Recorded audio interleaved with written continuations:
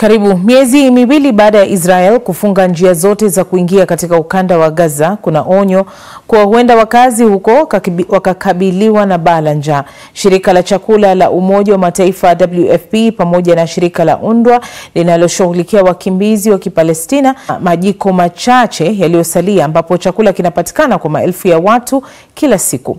Lakini kama anavyoripoti Yolande Nel, sehemu hizo pia huenda zikafungwa katika siku chache zijazo. Taarifa yake inawasilishwa na Agnes Penda. Chakula moto hakipatikani kirahisi hapa Gaza, lakini kwa familia hizi masikini chakula kiko njiani. Chakula cha leo ni koshari ambacho ni mchanganyiko wa dengu, wali na mchuzi wa tomato. Kimepikwa na shirika la misaada la wakimbizi kutoka Marekani la Near East. Chakula hiki kitawalisha takriban watu 6,000.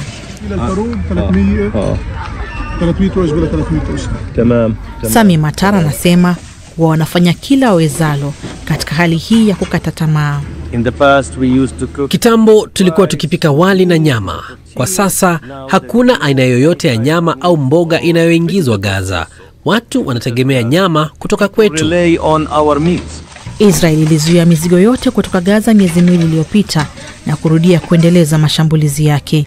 Chakula kilikuwa kingi wakati wa kusitishwa kwa mapigano mwanzoni mwa mwaka, lakini chote kimeisha. Tulikuwa tukipokea takriban malori 100 kila wiki na sasa hatuna chochote kwa bohari letu. Hakuna kifurushi chochote cha chakula na hakuna mfuko wowote wa unga.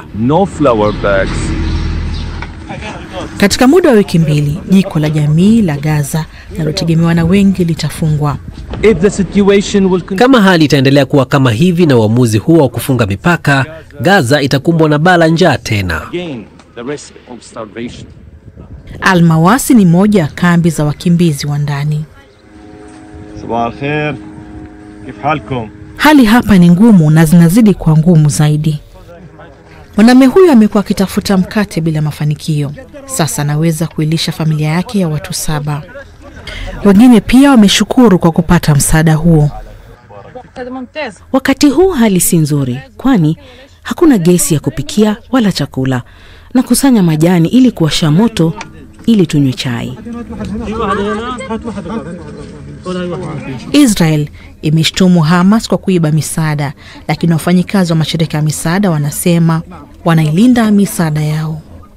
Kukiwa na ongezeko la utapiamlo miongoni mwa watoto, kuna onyo kwamba kuwanyima chakula raia ni uhalifu wa kivita. Kwa sasa mjini Gaza, huku sufuria zikisalia bila chochote, hakuna njia nyingine bali kuishi siku baada ya siku ukiwa na matumaini kwamba kesho italeta afueni. Sasa mamlaka ya kusimamia michezo ya kamari nchini Kenya imepiga marufuku matangazo yote ya kamari kwa siku 30.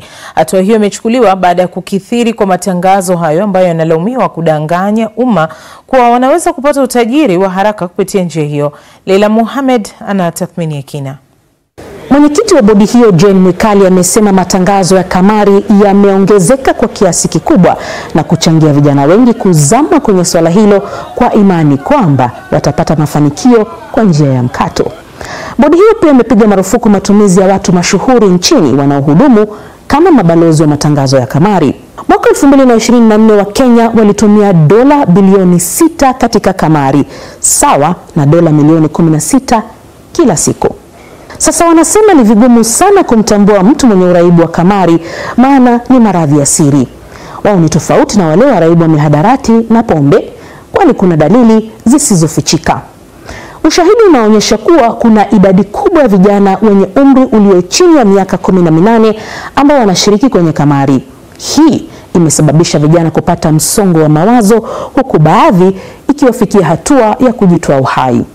Athari hizo ndiyo chanzo cha mamlaka ya kudhibiti kamari nchini Kenya kuamua kupiga marufuku matangazo ya kamari kwa siku 30. Uamuzi huu umepokelewa kwa maoni mseto, wengi wakiunga mkono na wengine wakipinga. Kwanza si Gen Z sisi, hata unapata saa nyingine hatuna manyumba, tunalala kwa hizi nyumba za betting, umekulwa, una mahali pa kulala, hujalipa rent. Mimi nimekuwa nikicheza gambling nayo. Na nisaidia. Usikii mimi nachezanga hiyo game. Saa zingine nanipea dosa, saa zingine nipea. Sasa lakini bado si mbaya. Niko na shida na vieta. Jua vieta mpaka wanakutumia kwa simu yako. Tujui wanatoa wapi namba yako, wanaingia kwa wall yako. Unaipata mpaka kwa TikTok. Hadi kuna rafiki yangu mwingine tulikuwa tunasoma na yeye, tulikuwa tunafanya na yeye kazi bado. Sasa bibi yake yako ushago. Kila kitu imeenda. Hana mbele wala nyuma. Swali lililosalia sasa ni je, marufuku ya matangazo pekee itatosha kudhibiti janga hili? Hii ni Dira Dunia kutoka idhaa ya Kiswahili ya BBC. Tukirejea tunajadili kwa kina uraibu wa michezo ya kamari. Je, hatua ya Kenya kupiga marufuku matangazo ya kamari itatibu uraibu huo?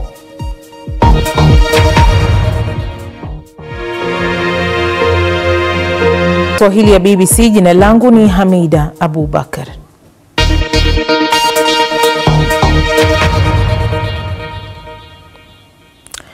Sasa katika mjadala wetu wa wiki tunaangazia hatua ya Kenya kupiga marufuku matangazo ya michezo ya kamari kwa siku 30.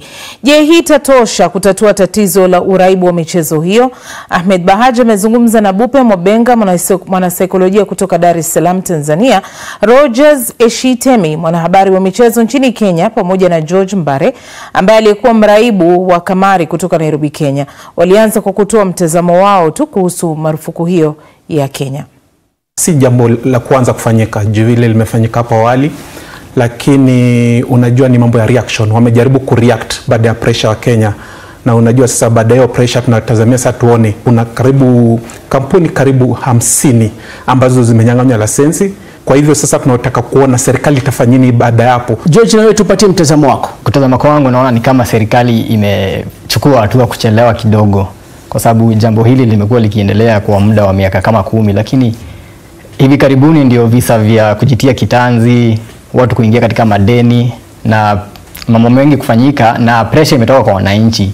Wanafaa kuchukua hatua kabla hatari ifanyike, lakini sasa wamengoja, watu wamekuwa kijitia kitanzi kila wakati, wanafunzi wamebet na karo ya shule, kila kitu wameenda hasara, imekuwa makesi ndio wamereact. Binafsi wewe mchezo huu wa kamari ulifikia hatua gani, ama ilikuathiri kwa kiasi gani, na ulifikiaje wakati ukajua kwamba sasa mimi nimekuwa mraibu na imeshindikana? After tumemaliza college tulikuwa tunakaa mtaani, hatuna kazi, tunasikiza ngoma. Kuna mchezo unaitwa Ludo tulikuwa tunashinda tukicheza. Then rafiki yangu mmoja alikuwa chuo kikuu kingine, akanieleza kuna mchezo ambao amecheza na amekuwa akipata hela. So akanieleza, tukakuwa tukiwekelea shilingi 50, unapata 500 hivyo. Kiwango kikakuwa hadi siku moja akawekelea 200, akashinda 1120. Sasa ikani inspire kucheza. Kutoka hapo sikurudi nyuma tena.